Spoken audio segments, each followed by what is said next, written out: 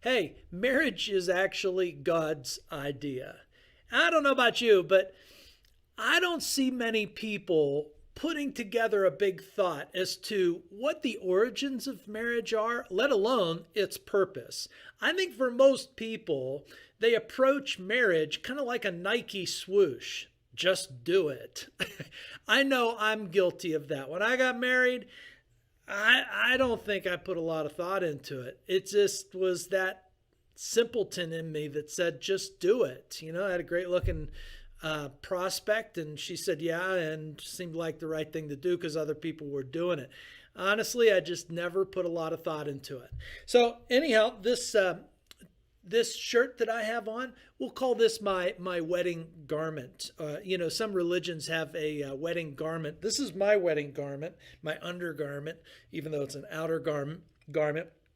And this is my representation, my wife and I's representation of us when we got married. We didn't know what we were doing, but thank God he smacked some sense into us, and we, got the picture that he was building. And so that's what we're trying to do here. We're trying to get the picture that God is building here so that we don't go into marriage aimlessly. And so this is my little, marriage logo. I even put it on my arm, tattooed it. Don't tell my mom I got this tattoo. But anyhow, this is our marriage logo, and I think a lot of people feel this way when they get married, head tilted sideways, mouth open, saying, what do we do? Well, this is to help you. So if you're thinking about getting married, this is for you. If you've been married for a million years, check this out and make sure that you have this understanding of marriage. Maybe you do, maybe you don't, but you'll have some fun. So let's check out what God's idea for marriage is. And number one, I think we just need to reinforce that concept that marriage is actually God's idea. Probably the worst thing in the world that we could think of is that marriage is really Walt Disney's idea, and try to take all of our purpose and ideas from marriage, from Walt Disney or some sort of, cheap dime store novel. I don't know. Or heavens forbid, a soap opera. But I don't think they run soap operas anymore. Maybe they do. Anywho, what we want to do is get the skinny from God, and God says, whoa, this is my idea. You didn't invent this. It's not just something that happens. It's something at the very core of God and his creation. In fact, that's it. The Bible, God's good book, actually gets started declaring God's very clear purpose from the very beginning involves and deals with marriage. It's a big deal for God. In fact, I would say without a doubt that marriage is more important to God than religion is. That's another topic for another time, but I'll just kind of throw it out there like that. But it's a big deal in God's plan for his world that he created. Such a big deal that marriage, blam, it's in the first chapter. God's creating things, and marriage is one of them. We'll get to that in a minute. I'll give you some texts to chase down, and we'll give them to you. But anyhow, that's our goal, is to really just get from the Bible God's perspective on what marriage is and how important it is to God. So I'm going to couch this discussion in the very beginning part of the Bible. We don't have to go very far to build an understanding of what God says marriage is. And the way that I see it, maybe you could organize it a little bit differently, but there are 4 pillars to God's idea of marriage. And the 4 pillars to God's idea of marriage are mission, companionship, holiness, and government. Now, a couple of those you probably thought intuitively. 3 of those you probably thought, okay, I see where he's probably going. But one of those you probably, never thought of before. We'll handle it one at a time. But, like I said, we don't have to go far in the Bible to see that marriage features quite brightly and quite bigly, if you know what I mean. So, first and foremost, God's mission involves marriage. Remember, God, in the opening scenes of Genesis in chapter 1, is creating the world. And the way that Genesis is written is to make it absolutely clear that there is only one God who has created the world in which we live in. So the whole point and the whole angle of Genesis chapter 1 is not to drive the scientists crazy, but to actually remind people or let people know for the very first time that, hey, God's responsible for creation. And one of the things that God makes, well, let's just kind of go down the list. He makes everything we can see, including the critters and the plants, and everything gets created. Bam, bam, bam. Day 1, day 2, day 3, day 4, day 5, day 6. When you get to day 6, it's like a crescendo. It's this high peaking moment because God is going to, like, drum roll, please, create the most important thing out of all of the things that he created. And we know that this is going to be the most important thing that he created because he puts his own image on it. And yeah, that's right. You and me, God's image, human beings, the Addams family.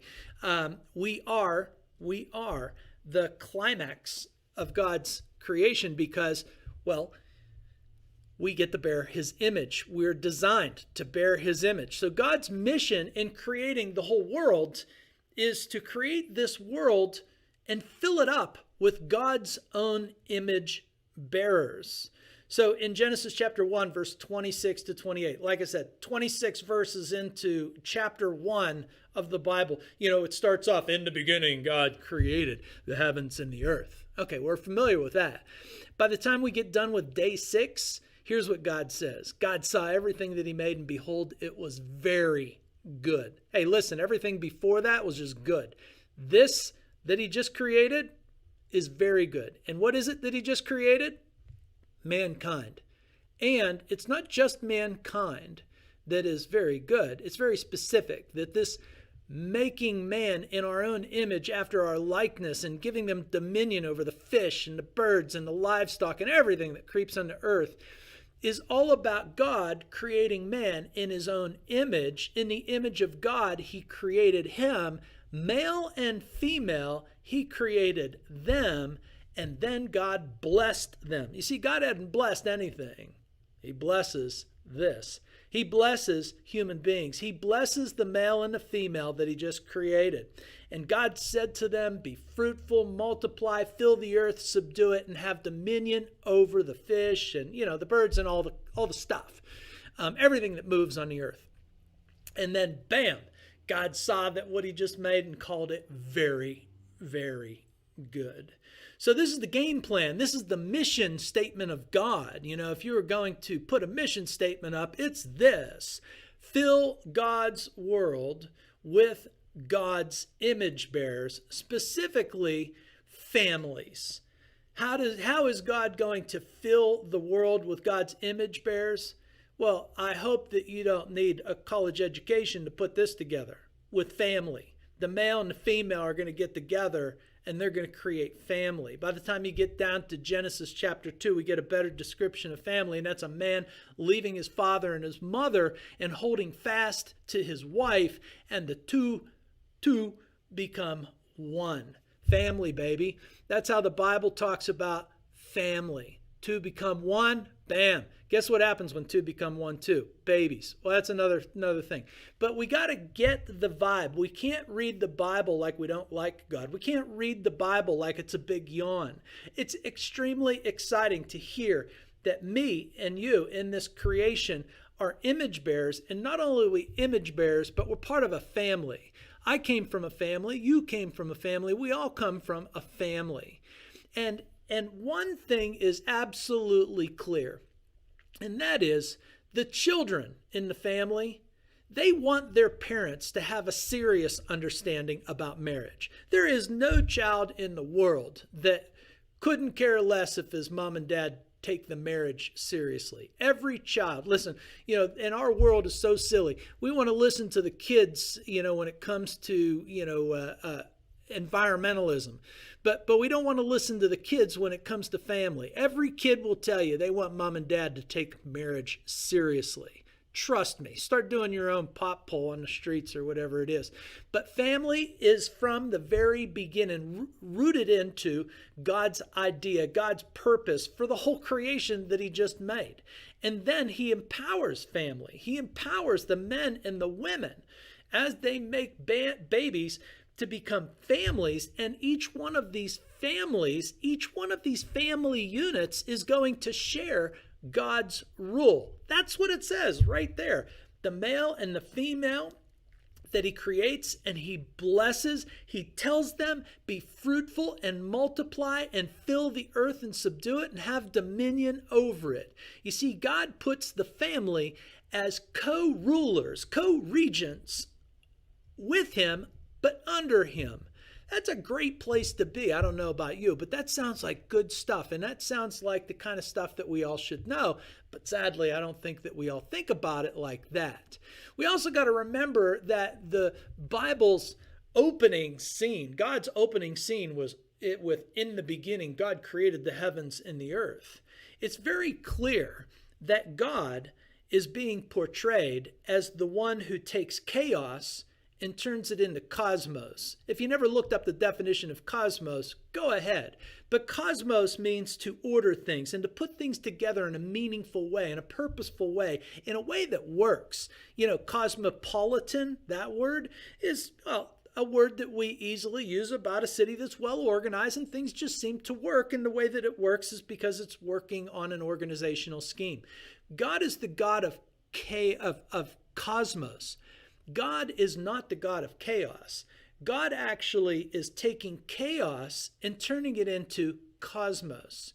And so when God says the two become one flesh in Genesis chapter 2, verse 24, we got to make sure that we are seeing that this is the orderly process. This is the cosmos that God intends. Two are going to leave mom and dad and become one. It would be chaotic if it was 3, 4, 5, 6, 7, 8, 9, 10. And some of us got a lot to apologize for. I know I did. But the fact is that a man and a woman come together as one flesh. And once again, this is tall language. We'll cover this in another topic as to how important this kind of language is. But human beings, we're the ones who turn marriage into a chaos. God is the one who turns it into a cosmos. And he uses marriage in the ordering of his world that he created. And he gives his rule to the family unit. All right, we'll come back to that in a minute. So, number one, mission. We covered that. Number two is companionship. Now, I feel certain that we all agree that marriage is about companionship, and that one we probably could have guessed if I held a knife up to you and I said, "Hey, tell me what marriage is," you'd say companionship. And from God's perspective, absolutely, companionship is built into God's model right off the bat. At a big level, we can sense in Genesis chapter 1 and Genesis chapter 2 that God is a speaker. He uses words, and that should capture our attention because that's what really makes us different from all the things that creep around on the earth is we use words. And God uses words, and words are the substance of being personal and the substance of being relational as well. And so when God is using words, it's very clear that God himself is personal and relational. But then as the scene bursts forth in Genesis chapter 2, we can see this dynamic of personal and relational at work. Genesis chapter 2, verse 15, the Lord took the man, and at this point I suppose it's just the man that is made, and put him in the Garden of Eden to work it and keep it. So that's personal. God plucks this creation that's bearing his image, made to bear his image, and puts it into a very special place, the garden. And he puts man into the garden to keep it, to tend it, to work it, to do stuff. So God doesn't just fling, us or human beings into the garden. He designs purpose by putting us into the garden, Adam into the garden. And then the Lord commanded man, gives man some words to live by. And I don't want to get into all of that, but just that dynamic right there is revealing the substance of personal and relational is coming through. And the image bearers of God is all about how we relate to God and how we relate to each other. That's what it's going to mean to bear God's image. Nothing else is given the great and wonderful status of bearing God's image. And bearing God's image is all about our personality and our relationship, first with God and with each other. And so I say that because the next big idea that God gives us in Genesis chapter 2, verse 18 is that the Lord said, it is not good for the man to be alone. I'm going to make a helper fit for him. Okay, so stop the presses. God in Genesis 2 makes it very clear that human beings are out of sort when we're alone. We're not meant to be alone, and bearing God's image means we are not meant to be alone. And so God recognizes with a big statement that it is not good that Adam's alone. I'm going to make a helper fit for him. So alone is not good at all. And help is needed. So that little word helper, in our pessimistic world that hates God, they look at that and they see, oh, look at that. God is going to make a helper, someone barefoot, pregnant, and doing all the household duties. You are not a good Bible reader if that's what comes to your mind, because God himself will take the name helper on himself.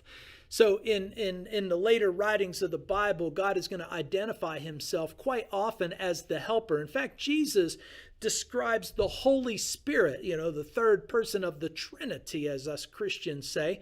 The Holy Spirit is the helper. That's Jesus talk. And throughout the Bible, God identifies himself as a helper. So when God is going to make a helper fit for Adam, this is no lowbrow thing. This is something of the utmost magnitude and importance and carrying the weight of God. It's very clear that Adam is without a bride is going to be a putz, because he's alone and he needs help. And that's the other thing. It's not that Adam's getting a household servant. He's getting help. He's got stuff to do and he needs help. So us men, we need help. And man, if man doesn't realize he needs help, he's pathetic. Man needs help, and he especially needs the help that God intends for him, and that is a good wife. So anyhow, and that wife, you could say the same thing going backwards. It's not good to be alone. A wife would readily understand that. The man is a little slower on the uptake and has to reach that conclusion a little slower. But then the scene breaks out, and the rib, so God is going to make, this helper fit for Adam out of his rib. And when, Adam, God takes that rib that the Lord God had taken from the man, and he made into a woman, and then he brought her to the man. And so out of this little rib scene, once again, we probably are missing the significance of the old rib that God makes Eve from, or makes the female from, out of Adam. Number one on the list is that this is a substantive thing, that Eve is going to be of the same exact substantiveness as Adam. So it's something that comes out of him and is turned into something that is very compatible with him, a helper that is fit for him. It fits him because it is him. So this is a part of Adam. This is nothing new. This is something of Adam. That's what makes it a good fit. And so this is a substantive claim that the woman is going to be of the same substance, and very substantive, mind you, as well. There is also a rugged equality that God declares even before this moment in Genesis chapter 1, verse 27, I think it is. Yeah. And that is that God created man in his own image. In the image of God, he created him. Male and female, he created them. Catch that line. The Bible is not misogynistic. The Bible makes it very clear that the man and the woman are absolutely equal, that they are both made out of the image of God. Whatever it means to be a male, whatever it means to be a female, is in the image of God. You got to catch that. Don't ever get that wrong. The Bible, God declares that from the beginning and doesn't change its mind. If you thought that the Bible said somewhere that, the man is better than the woman, you're not a good Bible reader. Read it the way it says. God created man in his own image. In the image of God, he created them, male and female. He created them. So whatever it means to be male and female is equally in the image of God.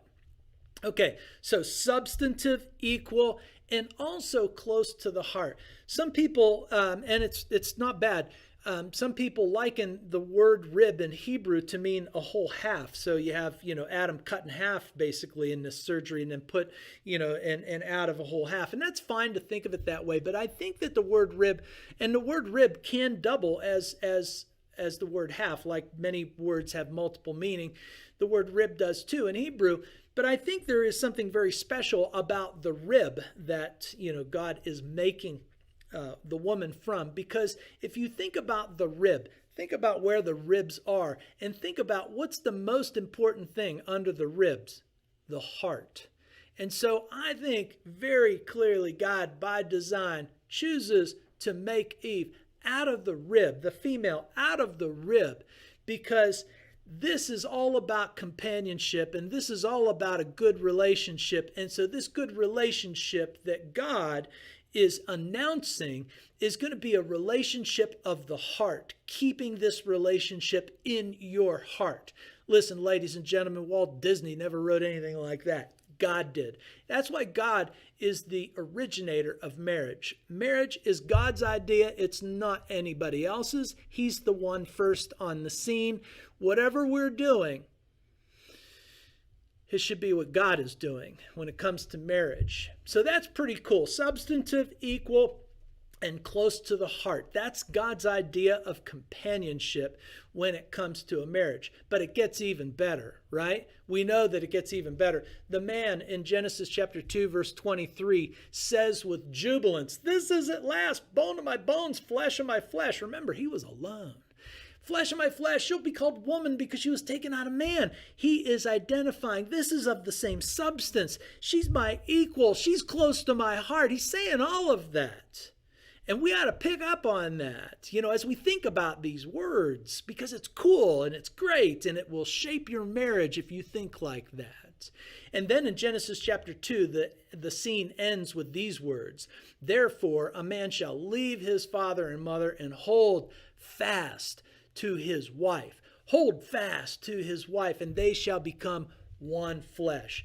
And the man and his wife were both naked, and they were not ashamed. Hey, I don't know about you, but I know what me and my wife do when we're naked and not ashamed. So I don't want to be crass here, but I'm going to let you fill in the gaps, and the Bible is telling us just that. The man and his wife were naked and unashamed. That means family's probably on the way, but it also means this is the substance of the closeness of heart and equality that God had intended. That, sex, I'm going to have to say the word, sex is God's sign of marriage. Marriage is signified by sex. It's a big sign that, because we're having sex, we are married. You see, God's wedding gift to the couple is sex. And God's idea is that the sign of a marriage is the man and the woman are having sex. That's right, because it's going to play into the mission of God, but it's also going to play into the companionship of God.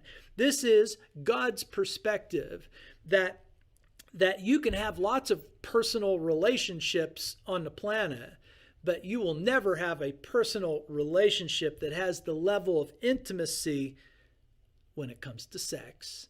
It just takes it to a whole new level. And that is by God's design. What I also love, anytime that God puts a sign on something, it's always invisible. So, right, sex is pretty invisible. When I tell you that me and my wife have sex, you got to imagine that, I suppose, if you even want to. But it's not something that I don't show you a picture of it. As I say it's invisible largely, right? And even think about God's other sign, like circumcision in the old part of the Bible. That's also invisible. And then circumcision gets turned to baptism. Baptism's also invisible. So anyhow, sex is God's sign for the marriage. It's his wedding gift to the marriage. And it's all about building that companionship, building that partnership, building that team spirit of one substance, of equality and closeness to the heart. This is God's idea. I don't know if you ever thought about companionship at that level, but that's what God's thinking about, and so you should too. All right, the third pillar is holiness.